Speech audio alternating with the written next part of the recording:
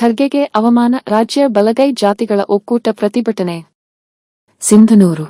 ಉತ್ತರಾಖಂಡದ ಹಲ್ದಾವಾನಿಯಲ್ಲಿ ಎಐಸಿಸಿ ಅಧ್ಯಕ್ಷ ಮಲ್ಲಿಕಾರ್ಜುನ್ ಖರ್ಗೆ ಭಾಗವಹಿಸಿದ್ದ ಸಾರ್ವಜನಿಕ ಸಭೆಯ ಬಳಿಕ ಬಿಜೆಪಿ ಮತ್ತು ಆರ್ಎಸ್ಎಸ್ ಕಾರ್ಯಕರ್ತರು ರಾಮಲೀಲಾ ಮೈದಾನದ ವೇದಿಕೆಯನ್ನು ಹೋಮ ಹವನ ನಡೆಸಿ ಶುದ್ಧೀಕರಣ ಮಾಡಿದ್ದು, ಕರ್ನಾಟಕ ರಾಜ್ಯ ಬಲಗೈ ಜಾತಿಗಳ ಒಕ್ಕೂಟದ ತಾಲೂಕು ಅಧ್ಯಕ್ಷ ವೀರೇಶ್ ಕೆ. ಹಂಚಿನಾಳ ಅವರ ನೇತೃತ್ವದ ಸಂಘಟನೆಯು ತೀವ್ರವಾಗಿ ಖಂಡಿಸಿತು.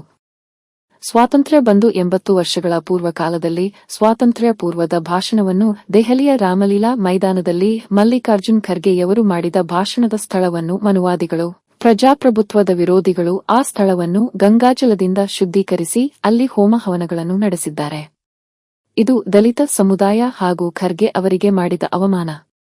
ಇಂದಿಗೂ ದೇಶದಲ್ಲಿ ಅತ್ಯಾಚಾರ, ದಬ್ಬಾಳಿಕೆ, ಅಸ್ಪೃಶ್ಯತೆ, ದೌರ್ಜನ್ಯಗಳಂತಹ ಘಟನೆಗಳು ನಿರಂತರವಾಗಿ ನಡೆಯುತ್ತಿವೆ. ಇದಕ್ಕೆ ಆರ್ಎಸ್ಎಸ್ ಮತ್ತು ಬಿಜೆಪಿ ಕೈಜೋಡಿಸುತ್ತಾ ಬಂದಿದ್ದು, ನರೇಂದ್ರ ಮೋದಿಯವರು ಪ್ರಧಾನಿಯಾದಾಗಲಿಂದ ಈ ದೇಶದಲ್ಲಿ ದಲಿತರ ಮೇಲೆ ನಿತ್ಯ ನಿರಂತರ ಅತ್ಯಾಚಾರ, ಕೊಲೆ, ದಬ್ಬಾಳಿಕೆ, ದೌರ್ಜನ್ಯ ಘಟನೆಗಳು ನಡೆಯುತ್ತಲಿವೆ. ರಾಯಚೂರು ಜಿಲ್ಲೆಯ ಸಿರವಾರ ತಾಲೂಕಿನ ವಕ್ರಾಣಿ ಗ್ರಾಮದ ಛಲವಾದಿ ಜಾತಿಯ ಕುಮಾರಿ ಅಶ್ವಿನಿ ಎನ್ನುವ ಬಾಲಕಿ 19 ಆಗಸ್ಟ್ 2026 ರಂದು ರಾತ್ರಿ ಶೌಚಾಲಯಕ್ಕೆ ಹೋದಾಗ ಕಾಮುಕರು ಅವಳನ್ನು ಎಳೆದೊಯ್ದು ಆಕೆಯ ಮೇಲೆ ಸಾಮೂಹಿಕ ಅತ್ಯಾಚಾರ ಮಾಡಿ ಕೊಲೆಗೈದಿರುವುದು ಖಂಡನೀಯ ಹಾಗೂ ದಲಿತ ನಾಯಕ ಖರ್ಗೆ ಸಾಹೇಬರಿಗೆ ಅವಮಾನ ಮಾಡಿದ ಮನುವಾದಿಗಳ ಮೇಲೆ ಕಾನೂನಿಕ್ ಕ್ರಮ ಜರುಗಿಸಿ ಓಕ್ರಾಣಿ ಗ್ರಾಮದ ಯುವತಿ ಮೇಲೆ ಅತ್ಯಾಚಾರ ಮತ್ತು ಕೊಲೆಗೆ ಸಂಬಂಧಿಸಿದ ಕಾಮುಕರನ್ನು ಬಂಧಿಸಿ ಮರಣದಂಡನೆ ಅಂತ ಶಿಕ್ಷೆಯನ್ನು ವಿಧಿಸಬೇಕೆಂದು ಮಾನ್ಯ ತಹಸೀಲ್ದಾರ್ ಸಿಂಧನೂರು ಇವರ ಮುಖಾಂತರ ಗನವೆತ್ತ ರಾಷ್ಟ್ರಪತಿಗಳಿಗೆ ಮನವಿ ಸಲ್ಲಿಸಿದರು. 8 ದಶಕಗಳ ಕಾಲ ಸ್ವತಂತ್ರ ಆಯುಧವನ್ನು ವಿಜೃಂಭಣೆಯಿಂದ ನಾವು ಆಚರಿಸತಕ್ಕಂತ ಒಂದು ಸಂದರ್ಭದಲ್ಲಿ ದಲಿತರನ್ನು ಇವತ್ತು ಏನಂದ್ರೆ ಭಾರತದಲ್ಲಿ ಜಾತೀಯತೆ ಅಂತಕ್ಕಂಥದ್ದು ಎತ್ತಿ ತೋರಿಸಿರ್ತಕ್ಕಂಥದ್ದು ಮೊನ್ನೆ ನಡೆದಿರ್ತಕ್ಕಂಥ 8ನೇ ತಾರೀಕು 8ನೇ ತಿಂಗಳ 2026ರಲ್ಲಿ ಉತ್ತರಾಖಂಡದಲ್ಲಿ ಒಬ್ಬ ಸಾಮಾನ್ಯ ವ್ಯಕ್ತಿಗೆ ಅವಮಾನ ಮಾಡಿದ್ದಲ್ಲ.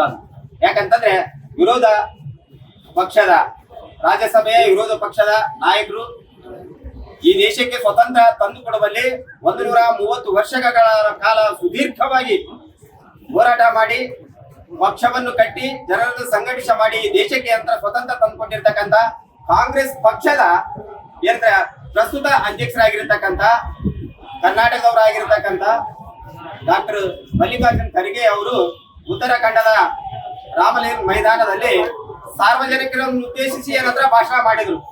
ಅದು ಯಾರ ವೈಯಕ್ತಿಕ ಭಾಷಣ ಆಗಿರ್ಲಿಲ್ಲ. ಅದು ಯಾಕಂದ್ರೆ ಜನತೆಯ ದುಂದುಕೊರತೆ, ಈ ದೇಶದಲ್ಲಿ ಇರ್ತಕ್ಕಂಥ ಜ್ವಾಲಂತ ಸಮಸ್ಯೆಗಳ ಬಗ್ಗೆ ಜನತೆಗೆ ಅರಿವು ಮೂಡಿಸ್ತಕ್ಕಂತ ಒಂದು ಕಾರ್ಯಕ್ರಮದಲ್ಲಿ ಅವರು ಭಾಗವಹಿಸಿದ್ರು.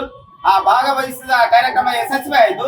2 ದಿನದ ನಂತರ ಅಂದ್ರೆ 10ನೇ ತಾರೀಕು 8ನೇ ತಿಂಗಳ 2026ರಂದು ಅಲ್ಲಿರ್ತಕ್ಕಂಥ ಕೋಮುವಾದಿಗಳು ಮನುವಾದವನ್ನು ಮನುಸ್ಥಿತಿಯಲ್ಲಿ ಇಟ್ಟುಕೊಂಡಿರ್ತಕ್ಕಂಥವರು ಒಂದು ಬಿಜೆಪಿ ಕೇಂದ್ರ ಸರ್ಕಾರದಲ್ಲಿ ಆಡಳಿತ ಮಾಡತಕ್ಕಂಥ ಬಿಜೆಪಿ ಪಕ್ಷ ನರೇಂದ್ರ ಮೋದಿಯವರ ಒಂದು ಸಂಘಟನೆಯ ಒಂದು ಸಾವರ್ತಿಯಾಗಿರ್ತಕ್ಕಂಥ ಶ್ರೀರಾಮ ಸೇನೆಯ ಕಾರ್ಯಕರ್ತರು, ಕೆಲವು ಕಾರ್ಯಕರ್ತರು, ಎಲ್ಲರಂತ ನಾನು ಹೇಳಲ್ಲ, ಕೆಲವು ಕಾರ್ಯಕರ್ತರು ಗಂಗಾಜಲವನ್ನು ಆ ವೇದಿಕೆಗೆ ಸಿಂಪಡಣೆ ಮಾಡಿ ಅವನ ಮತ್ತು ಹೋಮ ಮಾಡಿ ಆ ನೆಲವನ್ನು ಶುದ್ಧೀಕರಣ ಮಾಡಿದ್ದೇವೆ ಅಂತ ಹೇಳಿಕೊಂಡಿರ್ತಕ್ಕಂಥದ್ದು ಈ ದೇಶದ ದೊಡ್ಡ ವಿಪರ್ಯಾಸ.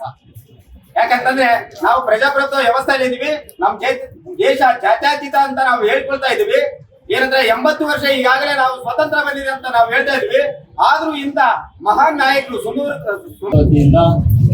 ದಿನಾಂಕ 8/7/2026 ನಡೆಯತಕ್ಕಂಥ ರಾಮಲೀಲಾ ಮೈದಾನದಲ್ಲಿ ರಾಷ್ಟ್ರೀಯ ಅಧ್ಯಕ್ಷರಾಗಿರ್ತಕ್ಕಂಥ ಸನ್ಮಾನ್ಯ ಶ್ರೀ ಮಲ್ಲಿಕಾರ್ಜುನ್ ಖರ್ಗೆಜಿ ಸಾಹೇಬ್ರ ಒಂದು ಏನು ಸಮಾವೇಶ ಇದೆ, ಆ ಒಂದು ಸಮಾವೇಶದಲ್ಲಿ ಅವರು ಭಾಗವಹಿಸಿರ್ತಕ್ಕಂಥ ಒಂದು ಭಾಷಣದಲ್ಲಿ ಅವರ ಮುಗಿದ ನಂತರ ಅದನ್ನ ಶುದ್ಧೀಕರಿಸಿ ಅದನ್ನ ಸ್ವಚ್ಛ ಮಾಡುವಂತ ಈ ಮನುಸ್ಮೃತಿಗಳ RSS ಮತ್ತು ಬಿಜೆಪಿ ಜಾತಿವಾದಿಗಳಿಗೆ ನಮ್ಮ ಕರ್ನಾಟಕ ರಾಜ್ಯ ಬಲಗೈ ಜಾತಿ ಒಕ್ಕೂಟ ಇದನ್ನ ದೀರ್ಘವಾಗಿ ಖಂಡಿಸುತ್ತದೆ ಅಂತ ಹೇಳ್ತಾ, ಇವತ್ತೇನು ನಾವು ದಿನಾಂಕ 15/8/2026ರಂದು 80ನೇ ವರ್ಷದ ಸ್ವಾತಂತ್ರ್ಯ ದಿನಾಚರಣೆ ಅಂತ ಹೇಳಿ ನಾವು ಅತ್ಯಂತ ಕೆಲವೊಬ್ರು ಜನರನ್ನು ಆಚರಣೆ ಮಾಡ್ತಾರೆ.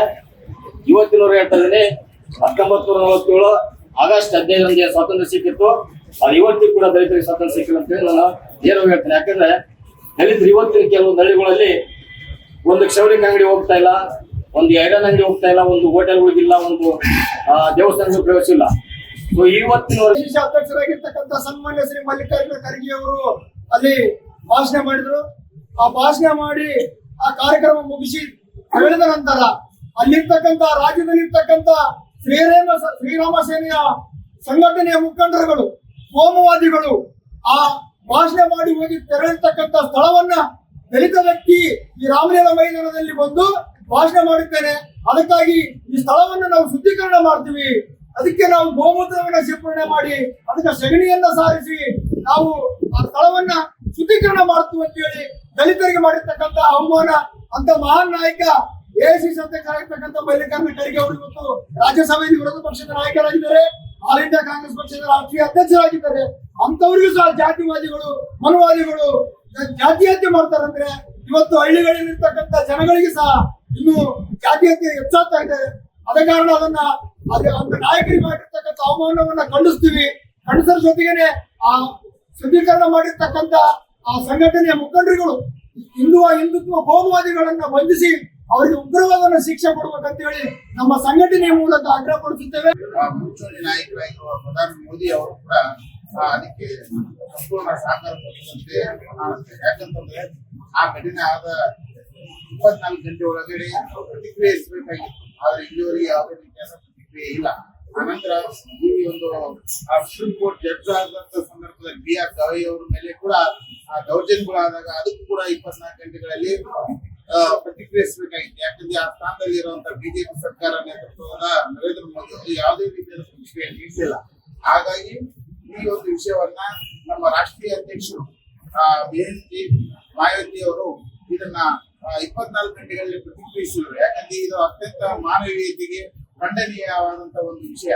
ಹಾಗಾಗಿ ಇದಕ್ಕೆ ಸಂಬಂಧಪಟ್ಟಂತ ಎಲ್ಲ ಈ ಸಂದರ್ಭದಲ್ಲಿ ರಾಜ್ಯ ಬಲಗೈ ಜಾತಿಗಳ ಒಕ್ಕೂಟದ ಅಧ್ಯಕ್ಷ ವೀರೇಶ್ ಕೆ ಹಂಚಿನಾಳ, ಕಾರ್ಯದರ್ಶಿ ವಿರುಪಣ್ಣ ಬೂದಿವಾಳ, ಮುಖಂಡರಾದ ಡಾ ರಾಮಣ್ಣ ಗೊನವಾರ, ಮೌಲಪ್ಪ ಹೆಚ್, ವಕೀಲರು ರಾಜಶೇಖರಪ್ಪ ನರಸಪ್ಪ ಕಟ್ಟಿಮನಿ, ಹುಲುಗಪ್ಪ ಬಿಎಸ್ಪಿ, ಹುಸೇನಪ್ಪ ರಾಗಲಪರ್ವಿ, ಪಂಪಾಪತಿ ಬೂದಿವಾಳ, ಶರಣಬಸವ ಮಲ್ಲಾಪುರ, ಶೇಖರಪ್ಪ ಮಲ್ಲಾಪುರ, ರಾಮಣ್ಣ ಗುಂಜಳ್ಳಿ, ಪರಸಪ್ಪ ಕುನ್ನಟಿಗಿ, ಸೋಮನಾಥ ಮಲ್ಕಾಪುರ ಸೇರಿದಂತೆ ಅನೇಕರು ಭಾಗವಹಿಸಿದ್ದರು.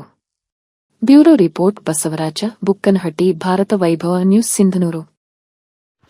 Thanks for watching. Read, discuss and debate with editor Dr. Yan Prashant Rao. Wanted reporters in print, digital and visual media for Bharat Vaibhav Daily Newspaper, BV News 5 Channel and BV Fast Web News from all the talukas of Karnataka, Goa and Maharashtra. If interested, send your resume to 9019229369.